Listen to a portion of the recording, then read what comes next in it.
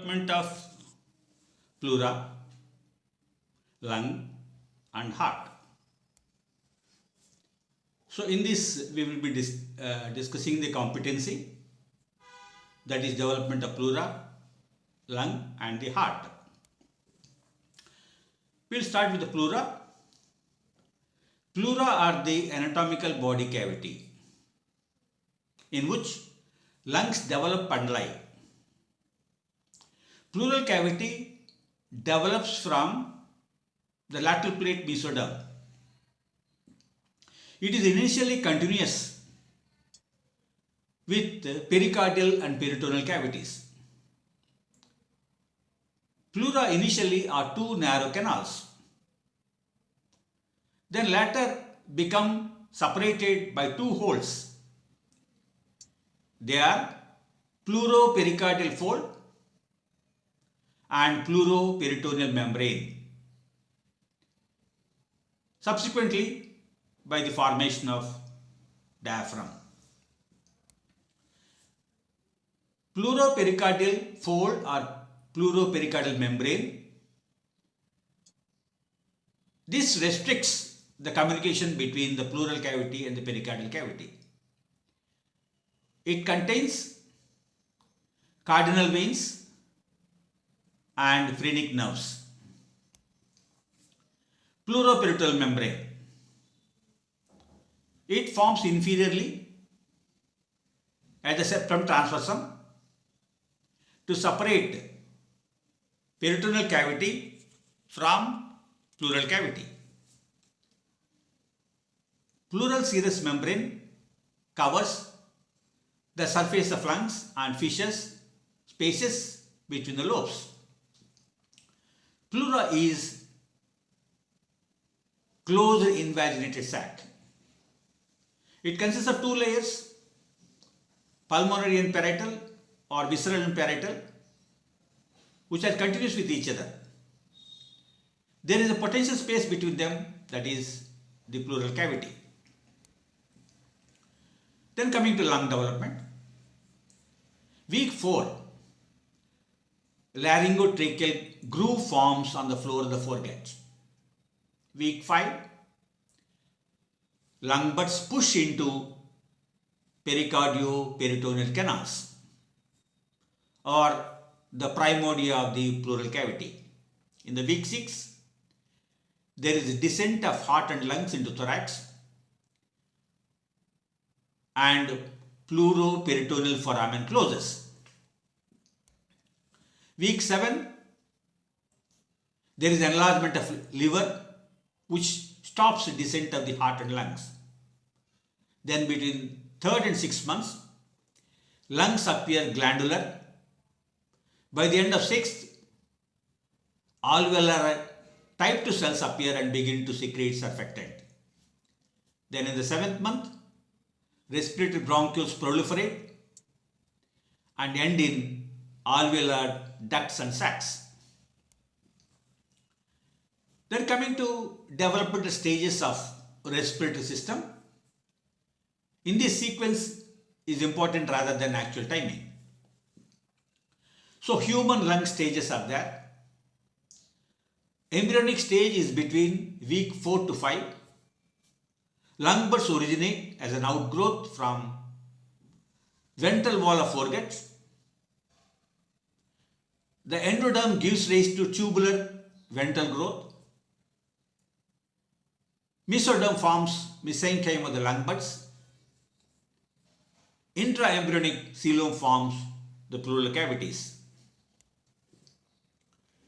Then pseudoglandular stage, that is between week 5 to 17.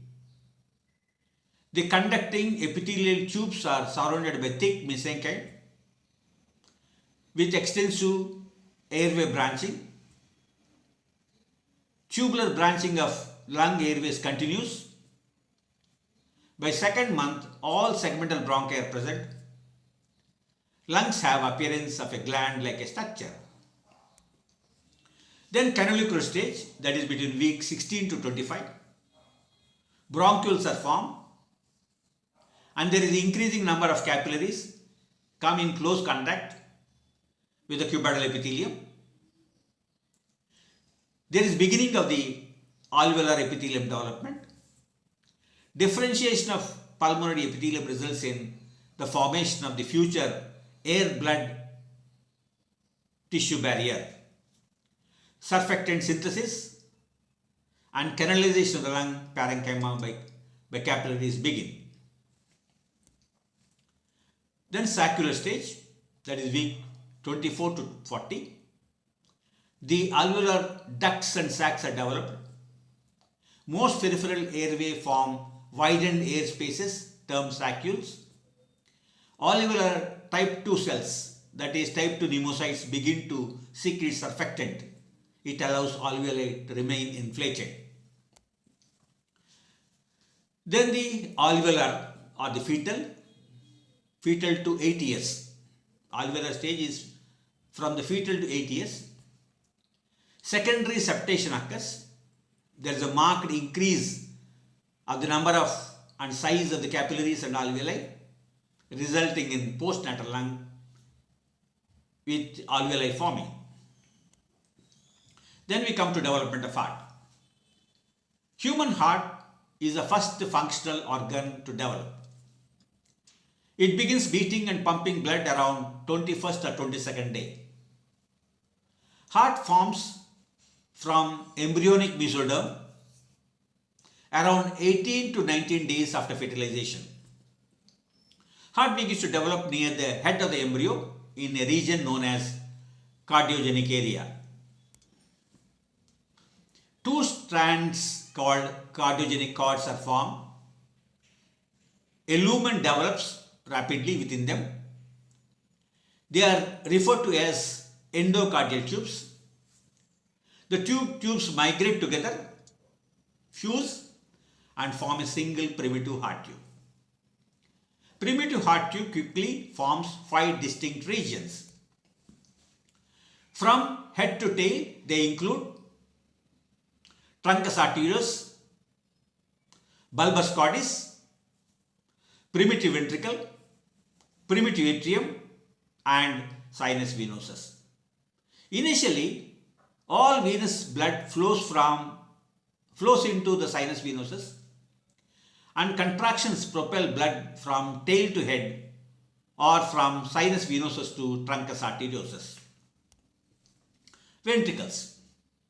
5 regions of the primitive heart tube develop into recognizable structures in a fully developed heart.